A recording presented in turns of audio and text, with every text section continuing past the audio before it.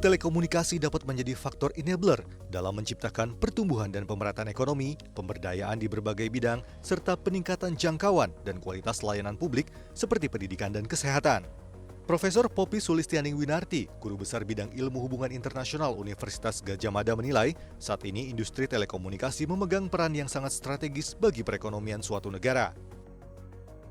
Poppy menjelaskan, saat ini perkembangan ekonomi disumbang oleh aktivitas ekonomi digital. Tanpa dukungan industri telekomunikasi, niscaya aktivitas ekonomi digital tidak akan tumbuh. Sehingga sumbangan industri telekomunikasi bagi pertumbuhan ekonomi dunia dan Indonesia sangatlah besar. Di kawasan ASEAN, pertumbuhan ekonomi digital Indonesia merupakan yang tertinggi, sehingga pemerintah perlu menjaga pertumbuhan dan keberlangsungan industri telekomunikasi nasional. Namun disayangkan saat ini pertumbuhan dan keberlangsungan industri ini menghadapi tantangan yang sangat besar. Salah satu kendalanya tingginya beban regulatory cost. Jika pemerintah tak bisa membuat regulasi yang dapat memperkecil regulatory cost, Poppy khawatir peringkat Indonesia di Harvard Business Review akan melorot ke kategori titik nadir, yaitu watch out. Saat ini, posisi Indonesia di Harvard Business Review berada di posisi breakout, memiliki potensi pertumbuhan di ekonomi digital yang sangat besar, namun masih memiliki kendala. Menteri Komunikasi dan Informatika Budi Aris Setiadi sendiri tak puas dengan kualitas internet Indonesia yang hanya bertengger di peringkat 9 dari 10 negara ASEAN. Bahkan peringkat kualitas dan kecepatan internet Indonesia di global berada di peringkat 98 dari 143 negara di dunia. Poppy menilai salah satu yang membuat kualitas internet di Indonesia rendah dikarenakan regulatory cost operator telekomunikasi yang sangat tinggi. Bahkan dengan regulatory cost yang tinggi, Poppy melihat akan melemahkan daya saing industri telekomunikasi nasional dan daya saing perekonomian Indonesia. Berdasarkan data dari 4 operator besar seperti Telkomsel, Indosat, XL, dan Smartfren, Indonesia diperoleh gambaran tren kenaikan BHP frekuensi setiap tahunnya dari tahun 2013 hingga 2022 sebesar 12,1% terhadap gross revenue setelah dihitung secara proporsional. Sedangkan komposisi beban biaya hak penyelenggaraan atau BHP frekuensi terhadap pendapatan seluler cenderung meningkat setiap tahunnya dari sebesar 6,71% pada tahun 2013 menjadi sebesar 11,4% pada tahun 2022 atau mengalami peningkatan rata-rata sebesar 6,07%. Kenaikan ini disebabkan formula perhitungan BHP frekuensi yang dilakukan Kominfo selalu menggunakan acuan angka inflasi. Berdasarkan benchmark dari Colleago Consulting, komposisi biaya BHP frekuensi terhadap revenue yang akan menjadikan industri tumbuh berkelanjutan adalah berada di bawah 5%. Sedangkan komposisi sekitar 5 hingga 10% masih dapat mendorong keberlanjutan industri. Namun jika komposisi regulatory cost tersebut di atas 10% dianggap tidak mendukung keberlanjutan industri. Di sisi lain, Indonesia memang memiliki prospek yang sangat potensial masuk ke deretan 10 besar negara dengan nilai ekonomi digital tertinggi di dunia pada tahun 2030 mendatang.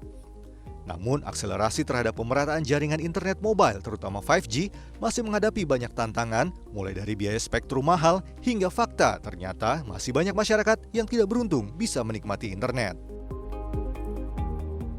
Namun digital divide masih menjadi tantangan karena pemerintah perlu turun tangan langsung juga mengingat pembangunan infrastruktur telekomunikasi di Indonesia terutama di wilayah-wilayah yang non komersial menjadi tantangan kita bersama. Jadi penyebabnya begini, Mbak.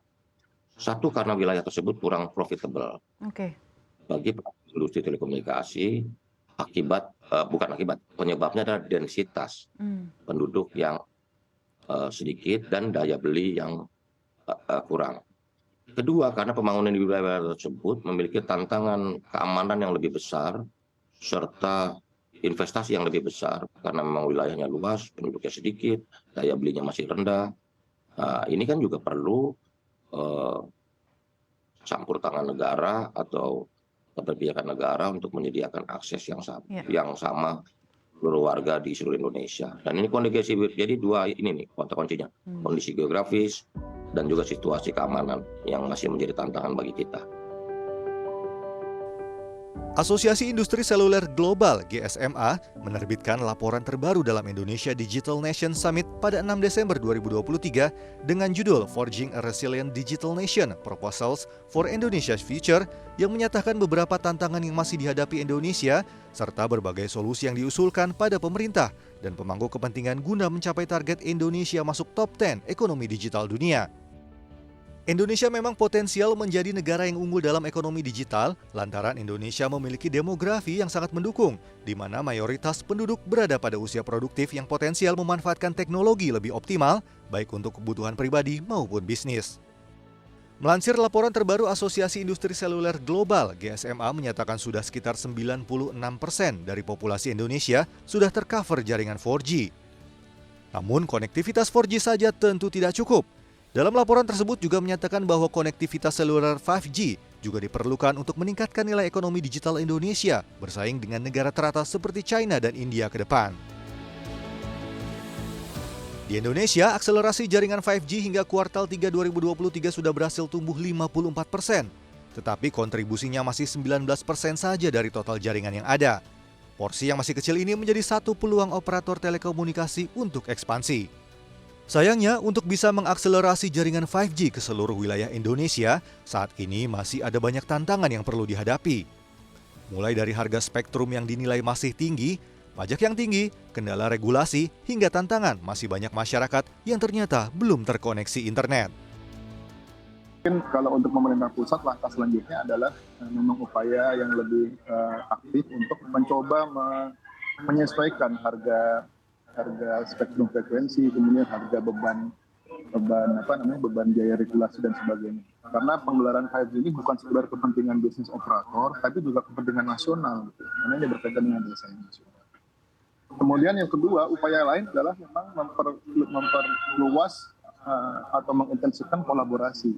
Kalau kita sering mendengar bahwa misalnya katakanlah pemerintah daerah itu melihat kok mereka tidak dilibatkan dalam pembangunan infrastruktur telekomunikasi. Padahal sebenarnya kesempatan itu sangat terbuka besar. Pemerintah daerah bisa bukan sekedar sebagai objek, tapi juga menjadi subjek pembangunan. Untuk itu diperlukan adanya bantuan dari pemerintah dan seluruh pemangku kepentingan yang terkait supaya keberlangsungan bisnis telekomunikasi akan lebih terjamin ke depan yang bisa mengakselerasi infrastruktur lebih masif. Julian Gorman, Head of APEC GSMA mengatakan, untuk merealisasi transformasi ekosistem digital yang merata diperlukan pendekatan dari pemerintah dan seluruh pemangku kepentingan yang ada guna memastikan langkah diambil tepat dan sesuai. Laporan GSMA menyerukan beberapa saran yang bisa diambil pemangku kepentingan. Salah satunya seperti memberikan insentif kebijakan untuk mendorong investasi bidang infrastruktur.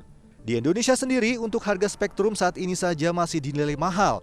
BHP rata-rata operator telekomunikasi membayar kepada Kominfo masih di kisaran 11 hingga 12% terhadap pendapatan. Padahal rata-rata industri berada di 7%. Tantangan lainnya untuk pemerataan koneksi digital ternyata juga masih terhambat pada banyaknya masyarakat yang tidak menggunakan jaringan, padahal wilayahnya sudah mendapatkan akses. Melansir data GSMA pada laporan terbaru, mencatat di Indonesia ada gap pengguna internet mobile yang masih sangat tinggi, mencapai 49%. Padahal wilayah yang belum tercover jaringan hanya 4% saja. Biasanya ini di daerah 3T atau tertinggal, terdepan, dan terluar. Dari data tersebut juga nampak tinggi usage gap di Indonesia, jauh lebih tinggi dibandingkan Asia Pasifik yang rata-rata dari seluruh dunia yang berada di 38%.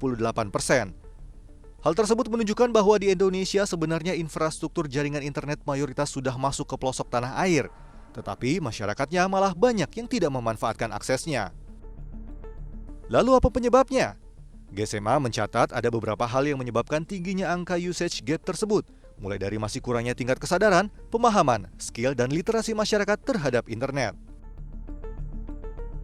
Oleh karena itu, jika Indonesia ingin tetap pada jalurnya menjadi negara dengan ekonomi digital yang terus meningkat, maka ini sangat penting diperhatikan bagi para pemangku kepentingan. GSMA menyarankan beberapa hal yang meliputi meningkatkan kesadaran layanan internet seluler, khususnya di masyarakat pedesaan, meningkatkan keamanan online bagi kelompok rentan, mempromosikan program literasi dan keterampilan digital, serta meningkatkan keterjangkauan harga dan ketersediaan perangkat telekomunikasi hingga ke pelosok daerah. Dengan mengimplementasikan berbagai pendekatan tersebut, GSMA memproyeksikan Indonesia berpotensi membuka keran investasi hingga 18 miliar dolar Amerika Serikat dari industri seluler pada tahun 2024 hingga 2030, yang sebagian besar akan digunakan untuk pengembangan infrastruktur 5G.